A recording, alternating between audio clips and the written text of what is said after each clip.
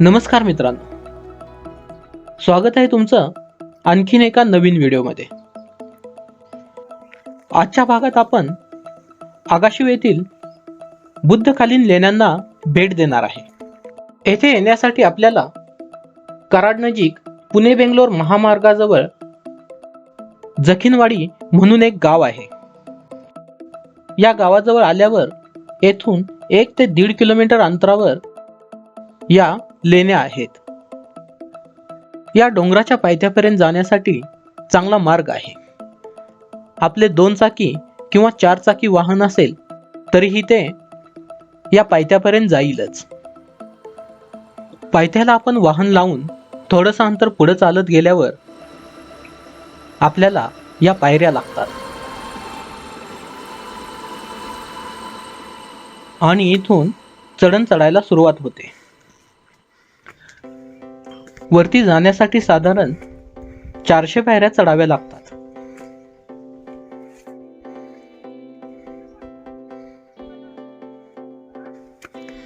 या पायऱ्यांचे अलीकडच्या काळात बांधकाम केलेले आहे। पूर्वी वरती येण्यासाठी या पायऱ्या नव्हत्या।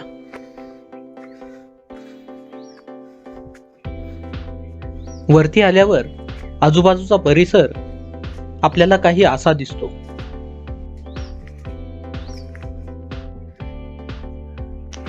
वरून खाली पाहिल्यावर खालच्या बाजूच्या पायऱ्या अगदी लहान आकारात दिसतात।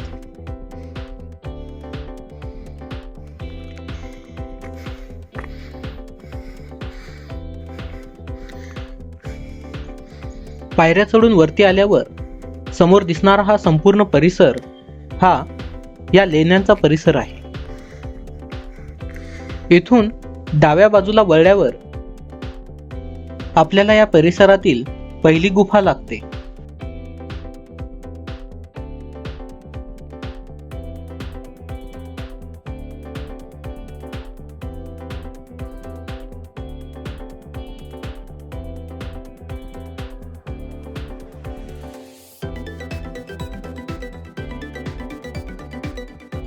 पूर्णपणे दगडात कोरलेल्या या लेणीची रचना, पुढे अशी मोकळी जागा आणि आतमध्ये 2 खोल्या अशी आहे।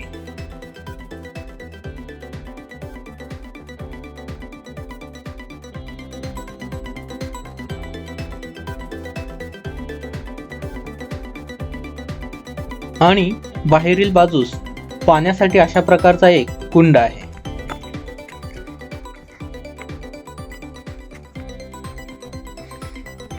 या लेणीतून बाहेर पडल्यावर त्याच्या बाजूलाच आपल्याला दुसरी गुफा पाहायला मिळते।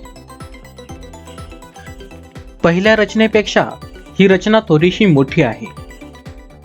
पूर्णपणे दगडात कोरलेली ही सुंदर रचना बाहेरून अगदी सुंदर दिसते। आत प्रवेश करताच आपल्याला काही अशा प्रकारची रचना पाहायला मिळते। पूर्वीच्या काळी ही एक विहाराची इमारत असावी, पण या सुंदर वास्तूच्या भिंतींवर लिखाण करून भिंती खराब केलेल्या आहेत।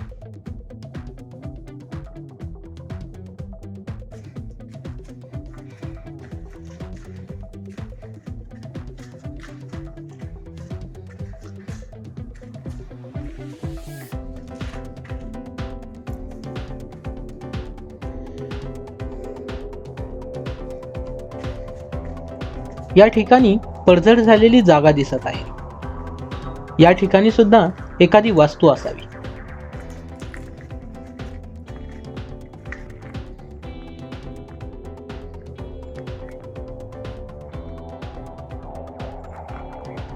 ही झाली दुसरी गुफा। त्याच्या पलीकडे इथे एक पहिली गुफा आहे, ही दुसरी। आणि आपण या बाजूने खालनं वर आलो। साधारण 400 पायऱ्या चढावं लागतात आणि इकडून वर आणि इकडून या पाठीमागच्या बाजूला जायचं।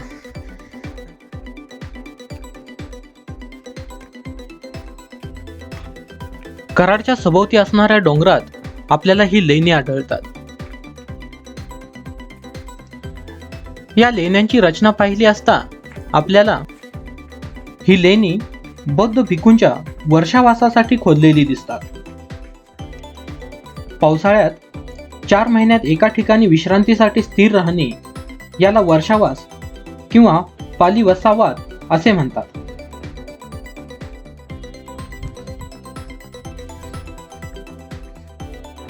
ही लेणी पावसाळ्यातील विश्रांतीसाठी खोदलेली आहे.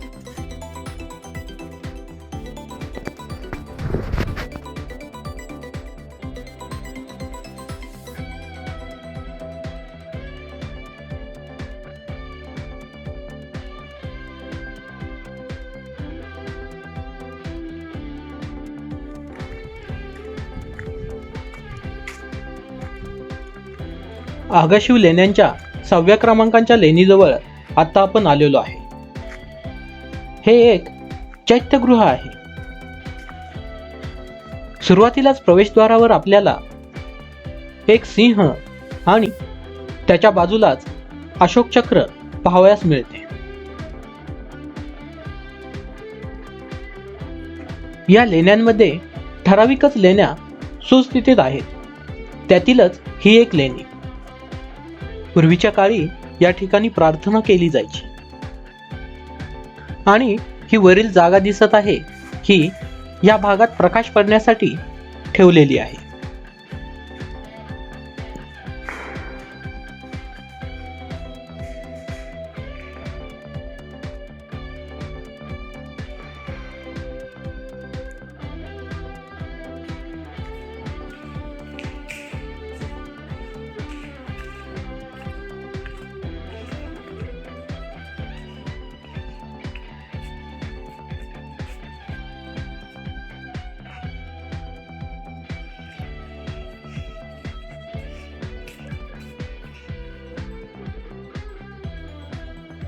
सध्या आपण 7व्या क्रमांकाच्या लेण्यांजवळ आलेलो आहे. सुरुवातीलाच आपण सुंदर नक्षी केलेले खांब पाहू शकतो. ते आजही सुस्थितीत आहेत. या ठिकाणी विठ्ठल रुक्माई मंदिर आहे आणि मंदिराच्या बाजूलाच 2 दालनं आहेत जी आत अंधार असल्या कारणाने स्पष्ट दिसत नाहीत.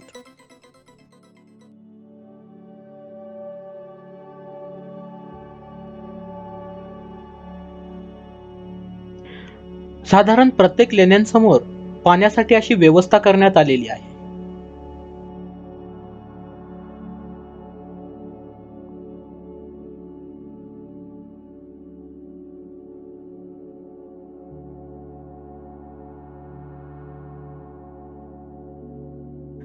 समोर दिसते ही 8व्या क्रमांकाची लेणी आहे.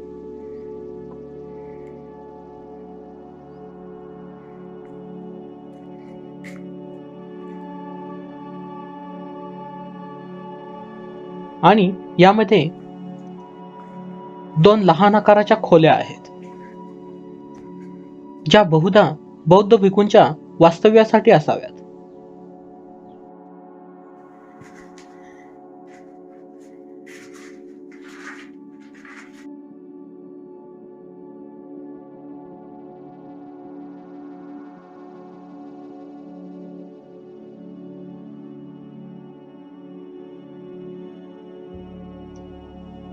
समोर आहे ही 9व्या क्रमांकाची लेणी आहे.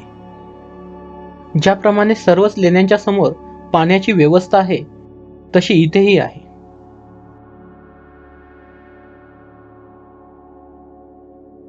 आतमध्ये प्रवेश केल्यावर विहार असावा अशी ही लेणी दिसते.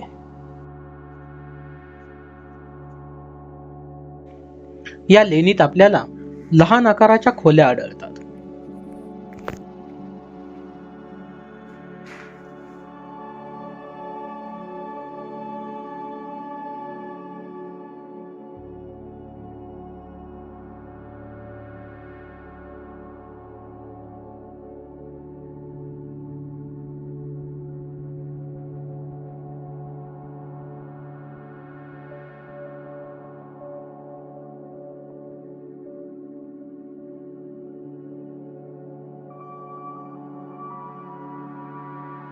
ही 10व्या क्रमांकाची लेणी आहे आणि इतर वास्तूंप्रमाणेच याही वास्तूत बाहेरून एक गुफा दिसते आणि आत बऱ्याचशा खोल्या अशीच याही वास्तूची रचना आहे.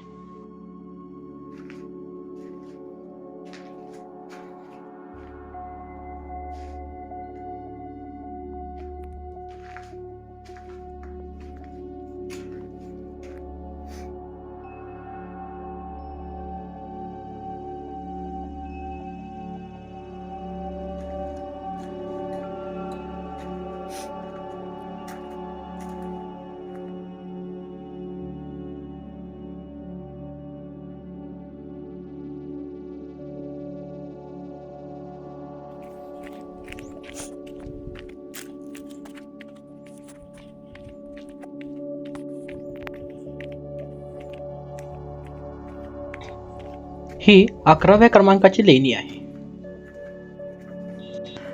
आणि ही बौद्ध भिक्खूंच्या वास्तव्यासाठी असणारी लेणी आहे.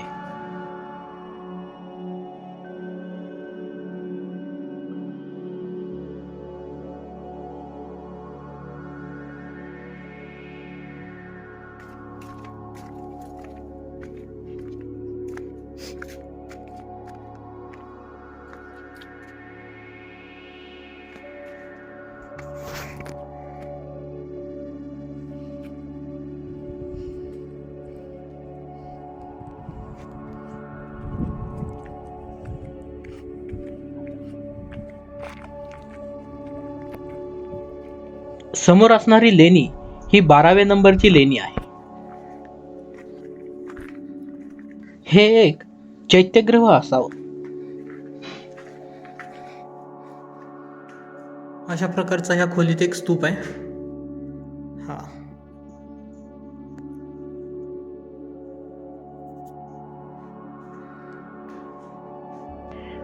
12व्या क्रमांकाच्या लेण्यांच्या बाजूलाच 13व्या क्रमांकाचे लेण्या आहेत.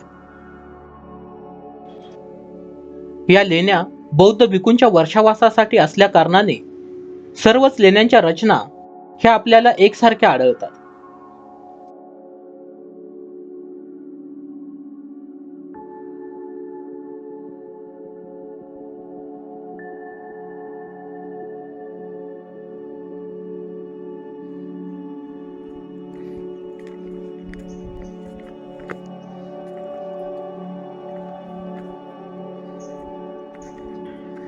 ही 14व्या क्रमांकाची लेणी आहे आणि मागच्या लेण्यांप्रमाणेच याही लेण्यांची रचना अगदी सारखी आढळते.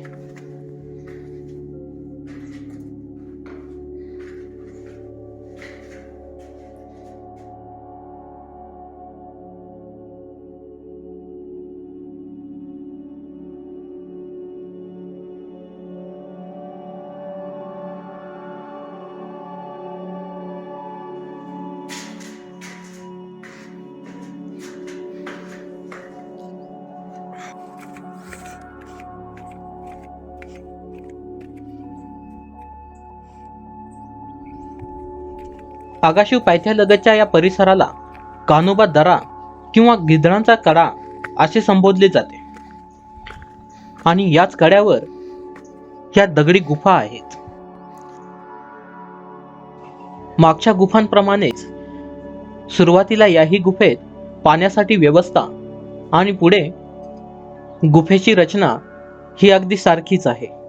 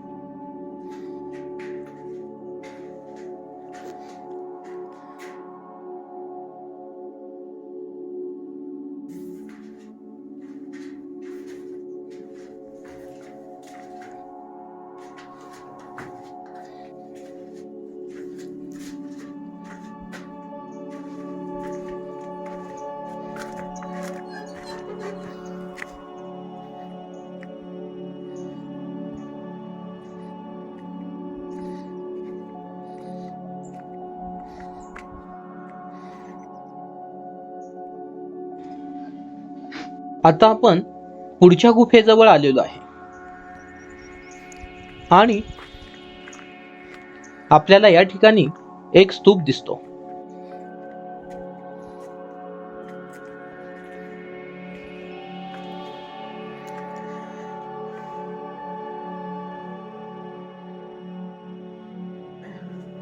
हे बघा,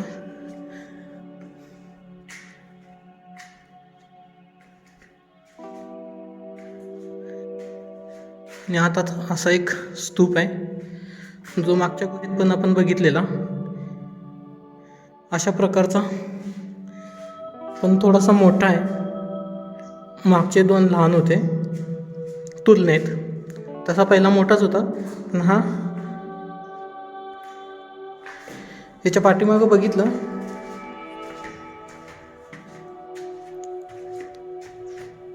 हे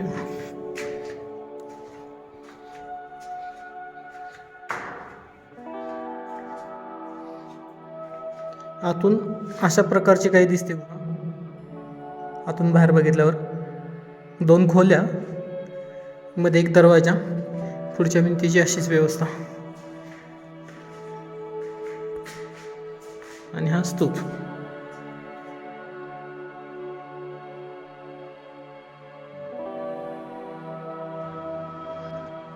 चालण्यासाठी केलेला मार्ग हा गुफा नंबर 17 पर्यंतच आहे. इथून पुढे आपल्याला अशा प्रकारच्या पाऊलवाटेने जावे लागते.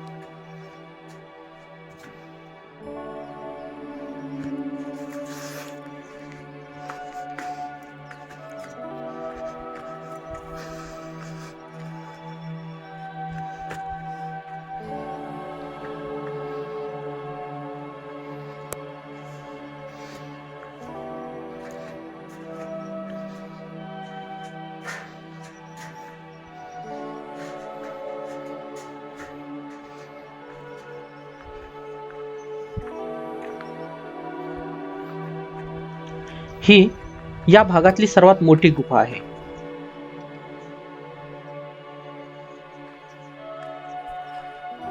या ठिकाणी कदाचित राहण्यासाठी व्यवस्था असावी. या ठिकाणी कोणत्याही प्रकारचे माहितीचे फलक लावले नसल्यामुळे आपण फक्त अंदाज लावू शकतो. संबंधित विभागाने जर या ठिकाणी माहितीचे फलक किंवा सूचना लिहिल्या तर त्या पर्यटकांसाठी खूप उपयुक्त होईल.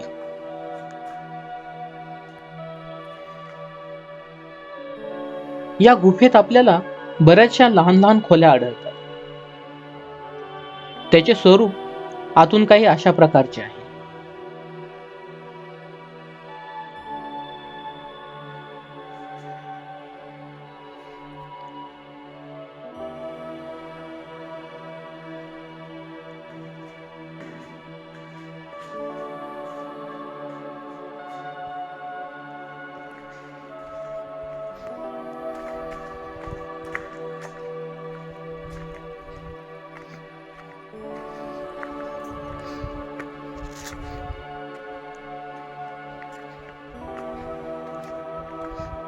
ही त्याच्या पुढची 23 क्रमांकाची गुफा आहे.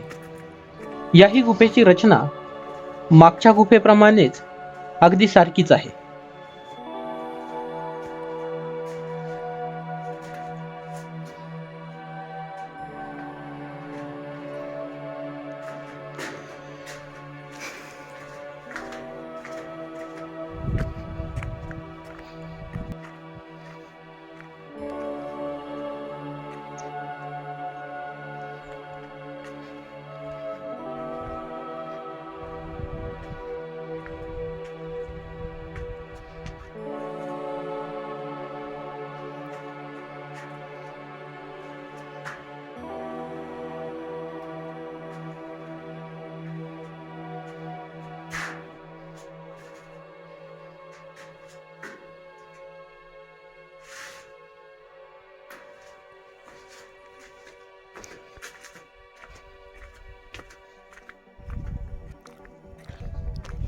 ही क्रमांक 26ची गुफा आहे.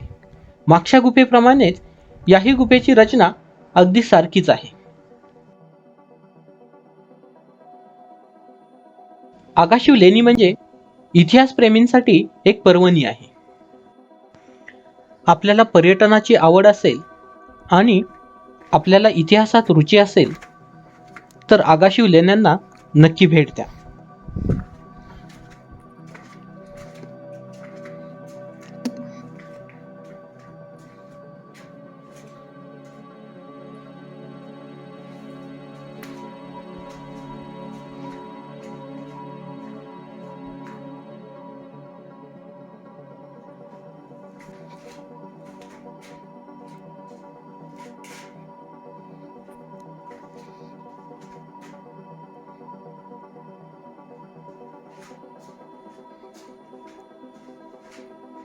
आपल्याला हा भाग कसा वाटला हे नक्की सांगा आणि व्हिडिओला लाईक, शेअर, सबस्क्राईब करायला विसरू नका.